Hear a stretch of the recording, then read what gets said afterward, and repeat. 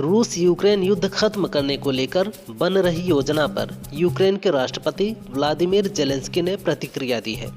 उन्होंने कहा कि वह शांति वार्ता के लिए रूसी राष्ट्रपति पुतिन से तभी मिलेंगे जब अमेरिका और यूरोपीय नेताओं के साथ एक साझा योजना पर सहमति बन जाएगी। इससे पहले उन्होंने कहा था कि अमेरिकी राष्ट्रपति डोनाल्ड ट्रंप के साथ अब तक की चर्चाएं शांति योजना बनाने के लिए निश्चित रूप से काफ़ी नहीं है। यूपी में 3.45 करोड़ उपभोक्ताओं को इस साल भी बिजली की आंख मिचौली झेलनी पड़ेगी। इस साल प्रदेश में बिजली की मांग 33,000 मेगावाट पहुंचने की संभावना है। मार्च 2025 तक ट्रांसमिशन कंपनी ने 32,400 मेगावाट क्षमता का नेटवर्क तैयार करने की बात कही है। हालांकि इस अधिकतम क्षमता के लोड पर लगातार बिजली सप्लाई करना संभव नहीं है। इससे निपटने का एकमात्र विकल्प बिजली कटौती होगी। राजस्थान के सीआरपीएफ जवान ने 10 साथियों पर फायरिंग करने के बाद गोली मारकर आत्महत्या कर ली। फायरिंग में जवानों की मौत हो गई, जबकि अन्य का इलाज अस्पताल में जारी है। मणिपुर के इम्फाल वेस्ट कैंप में झुंझुनू निवासी हेड कांस्टेबल संजय कुमार मेघवाल ने सर्विस राइफल से गोलीबारी की।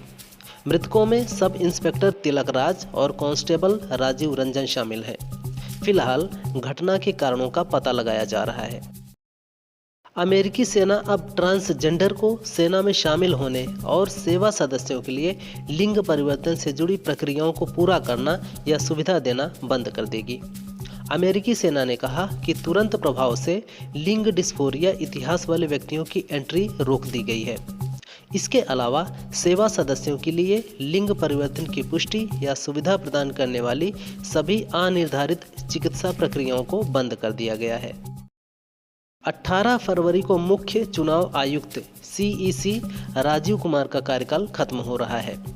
नए सीईसी के चयन के लिए पीएम मोदी की अध्यक्षता में पैनल की बैठक रविवार या सोमवार को हो सकती है।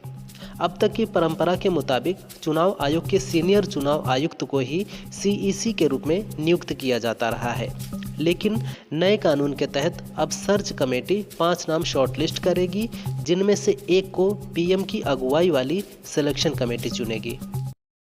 पीएम मोदी फ्रांस और अमेरिकी दौरे से दिल्ली लौट आए हैं। पीएम मोदी के लौटने के बाद अब दिल्ली के सीएम पद पर सस्पेंस खत्म हो सकता है। साथ ही जल्द ही नई सरकार के शपथ ग्रहण की तारीख का ऐलान भी हो सकता है। सूत्रों के अनुसार बीजेपी ने 48 विधायकों में पहले 15 नाम छांट दिए हैं और फिर जाति समीकरण के आधार पर 9 नाम तय किए हैं। इन्हीं 9 में से मुख्यमंत्री, मंत्री और स्पीकर का नाम तय किया जाएगा। गाजीपुर से सपा सांसद अफजाल अंसारी पर महाकुंभ के खिलाफ आपत्तिजनक टिप्पणी करने के आरोप में एफआईआर दर्ज की गई है। इस पर अफजाल अंसारी ने कहा कि बुराई के खिलाफ जो लोग आवाज़ उठाते हैं उसे धमकी से कोई फर्क नहीं पड़ता है, बल्कि वह निखरता है और ताकत मिलती है। हम खुद को विश्व गुरु कहते हैं, लेकिन देश के पासपोर्ट की रैंकिंग विश्व में 85वें नंबर पर पहुंच गई है। डॉलर के मुकाबले रुपया कमज़ोर होता जा रहा है। देश में मुख्य चुनाव आयुक्त कौन होगा, इसके लिए 17 या 18 फरवरी को बैठक होनी है। इससे पहले उपराष्ट्रपति जगदीप धनखड़ ने एक कार्यक्रम में कहा कि किसी भी तरह के एग्जीक्यूटिव अपॉइंटमेंट में देश के चीफ जस्टिस को हिस्सा नहीं लेना चाहिए। हमारे भारत जैसे देश या किसी भी लोकतंत्र में चीफ जस्टिस सीबीआई डायरेक्टर के चयन में कैसे भाग ले सकते हैं? क्या इसके लिए कोई कानूनी तर्क हो सकता है?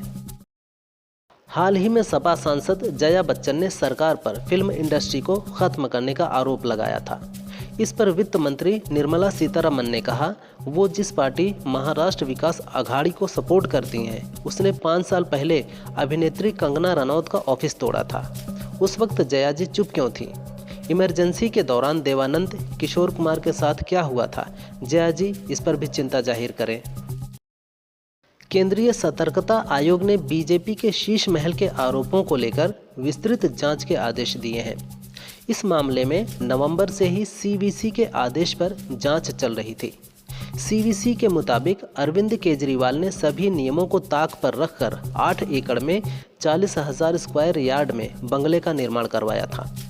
अब इस मामले में ही सीपीडब्ल्यूडी एक विस्तृत जांच करने वाला है।